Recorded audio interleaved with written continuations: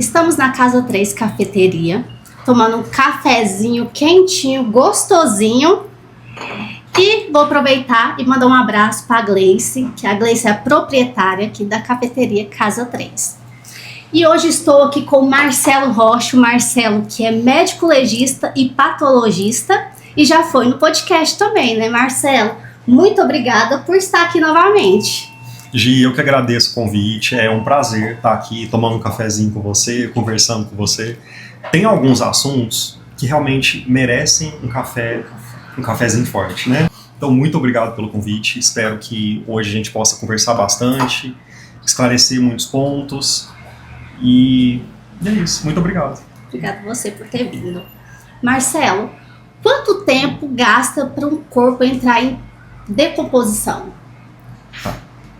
A questão da decomposição cadavérica é um assunto muito interessante, porque na minha área, na medicina legal, a gente dá nome e determina diferentes fases que acontecem com o corpo quando a pessoa perde a vida. A partir do momento em que nós perdemos a vida, que o nosso coração para de bater, que nós paramos de respirar, que o cérebro para de ter atividade, já se iniciam os fenômenos cadavéricos.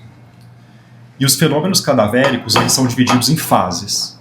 A primeira fase, o que acontece com o nosso corpo quando nós perdemos a vida? A primeira fase é um período de coloração.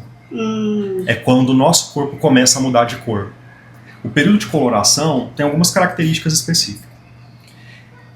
Ele começa com uma mancha verde na região do abdômen. Bem nessa região aqui que a gente chama de fossa ilíaca direita. Tem esse nome na medicina. E a primeira que é no abdômen mesmo, sempre? Isso tem uma explicação.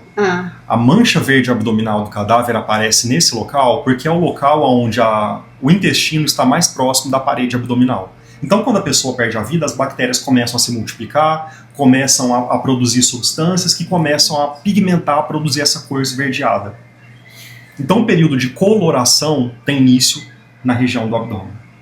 Na medida em que as bactérias vão se multiplicando e vão decompondo ainda mais o corpo, a coloração vai expandindo. Aquela mancha que estava no abdômen, ela vai ocupando outras áreas, outros lugares. Depois do período de coloração, a gente vai ter outro período, que é um período em que tem a produção de gases. A gente dá o nome de fase gasosa. Sim. Que é quando o corpo ele está com aspecto de gigantismo, ele fica aumentado de tamanho. Tem alguns outros pontos, algumas outras características que seria assunto para uma conversa imensa. Depois ainda vem a fase de liquefação. O corpo então já passou por uma fase de coloração, uma fase gasosa e agora passa pela fase de liquefação, que é quando os órgãos começam a se liquefazer. Então são essas fases que a gente dá o nome e sabe mais ou menos quando inicia, mais ou menos quando termina. Essa é a marcha da decomposição. Depois da liquefação já aparece a esqueletização. Então a marcha da decomposição, a marcha da putrefação segue este padrão. Entendi. Que pode demorar meses a anos. Mesmo, por exemplo, a gente fala muito que tem o calor, tem tudo isso, né? Isso tudo interfere. Então, mesmo tendo isso tudo, leva até anos. Sim, tem corpo que às vezes, tudo que... temperatura, a forma como a pessoa perdeu a vida também pode interferir na decomposição. Se ela usava antibióticos, pode interferir na forma como as bactérias vão se multiplicar. Isso tudo interfere. Aonde o corpo está.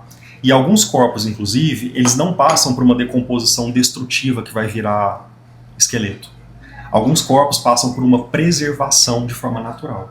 Nossa. Aí eu vou te dar um exemplo. Pode dar um exemplo. Alguns corpos, dependendo das condições em que eles estão, ele pode passar por um processo de mumificação natural. Que o corpo fica preservado, ele não vai se esqueletizar nunca. Ele não vai virar esqueleto, ele vai ficar preservado de forma natural. E como é essa preservação? Depende de uma série de fatores. Dependendo de como o corpo está armazenado, no local quente, ele pode passar por uma desidratação, de forma que as bactérias não vão conseguir se multiplicar muito, e essa desidratação vai fazer com que o corpo fique conservado. Então o corpo não vai passar por aquela fase de coloração, uma fase de fase gasosa, uma fase de esqueletização. Ele vai passar por uma fase de desidratação permanente e vai ficar preservado. Entendi. Como se fosse uma múmia. Por isso chama mumificação. Mumificação, entendi. E no caso do Carlo Acutis, o santo, né, que foi canonizado dia 7 de setembro de 2025, ele faleceu em 2006 com 15 anos e ele, não sei, para quem não sabe a história, né, ele foi santificado porque ele era influencer de Deus, ele ensinava o catolicismo, né? Então, quero saber muito sobre essa história, porque foi muito contada na internet, né? E eu fiquei encantada com essa história dele. Quando ele foi encontrado, ele realmente estava incorrupto? Como que é isso? Porque eu fiquei pensando, gente, será mesmo que a pessoa fica anos, que foi 13 ou 14 anos que ele ficou enterrado, para depois retirarem, né? Fazer exumação para canonizá-lo, né? Então, realmente, eles estão incorruptos? Gi, excelente. A questão dos corpos incorruptos precisa ser vista ali com muita cautela.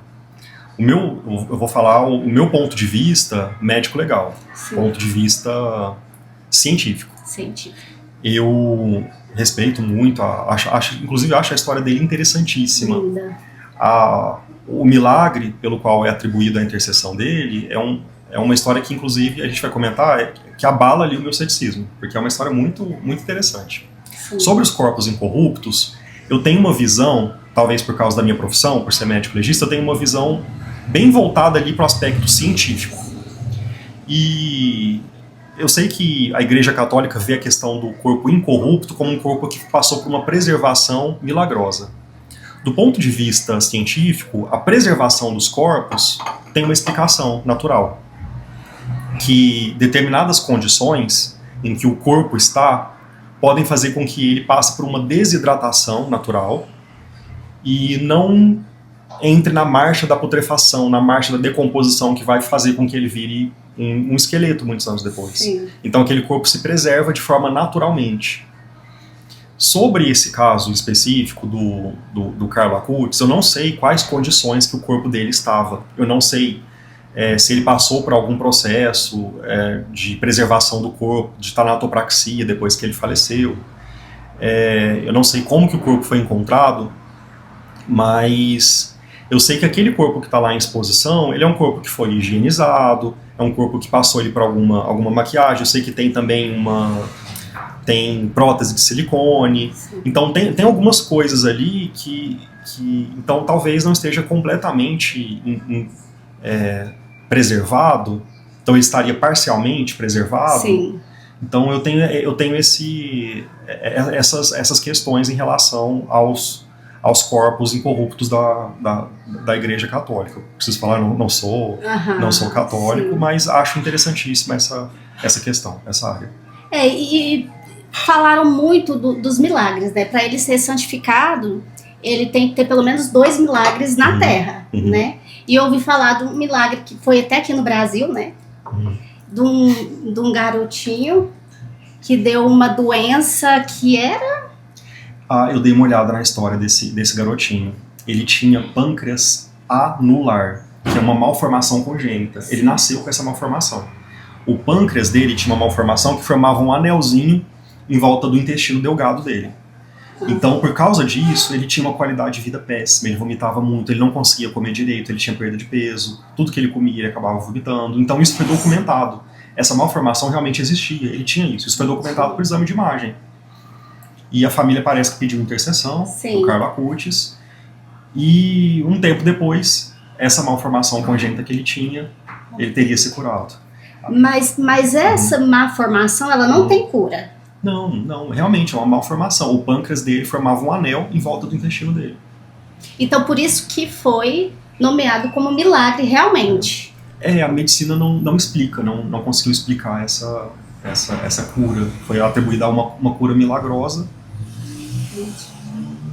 Eu acho que por isso que eu fiquei muito interessada pelo assunto, porque a gente nunca ouviu falar tanto, né? E a internet ficou um alvoroço falando sobre esse assunto. Realmente, dia 7 de setembro, ele foi canonizado que é para ser público, né? Para mostrar ele em público, todo tratado, bonito, que ele ficou lindo, né? Mas não é realmente o que a gente achava que era, que estava bem incorrupto, né? E não está.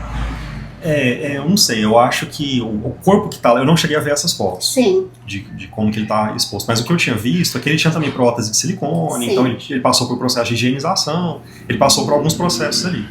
Então a minha visão desses corpos incorruptos, eu vejo isso com parcimônia. Sim. Porque na minha visão médico legal, por ser médico legista, eu conheço o processo, entendo o processo de preservação natural que acontece e é explicada pela ciência, que é a mumificação natural.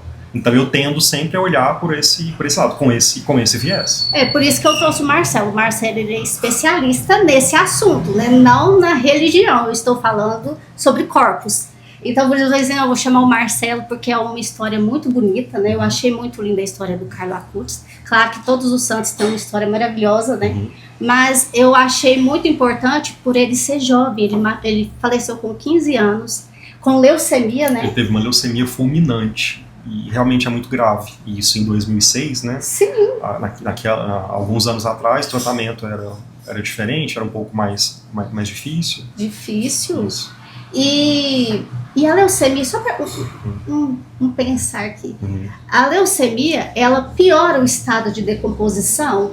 Não, a doença em si, não, mas eu fico pensando que por causa da leucemia, talvez ele tivesse, porque a leucemia é uma doença maligna. Sim. Nas células do sangue. Sim. Então, explicando assim de forma bem simplificada, é uma doença maligna nas células do sangue.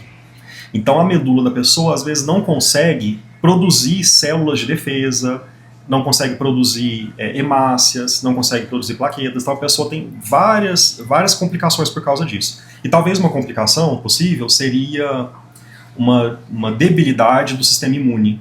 Então é muito comum pessoas que às vezes têm leucemia tenham necessidade de usar antibióticos. Entendi. Então eu acho que a leucemia em si não interfere no processo de decomposição, mas talvez o uso prolongado de antibióticos tem ali alguma interferência em como vai acontecer a decomposição por parte das bactérias. É porque eu falei assim, gente, ainda mais pelo câncer, né?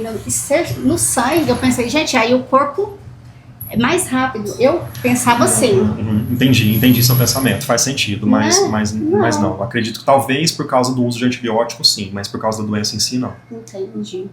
Marcelo, fiquei muito feliz de ter você novamente aqui. Aonde que te encontramos na internet?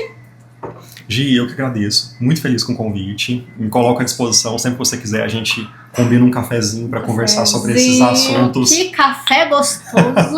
Pra gente conversar sobre esses assuntos que realmente não são leves, são assuntos pesados, mas dá pra gente conversar de forma mais leve. Mais leve, mais natural, né? E também a gente fica entendendo mais essa profissão que muitas pessoas gostam, que eu mesmo amo, e fica mais fácil de saber mais das coisas, né? Muito obrigado. E sobre as redes sociais, no Instagram, @WMarcelo, no TikTok, @WMarcelo também. Meu nome é Marcelo Rocha, eu sou médico legista, eu crio conteúdo para conversar com as pessoas sobre medicina legal, sobre casos criminais e esclarecer esses pontos, levar um pouco de informação e desmistificar os assuntos pós-mortem com os seguidores. Não, e é maravilhoso. O Instagram dele, todo dia eu tô lá, no TikTok, Instagram, que ele posta muita coisa interessante. Muito obrigado, muito obrigado. Obrigada a você por estar aqui conosco. Uai, conta aí!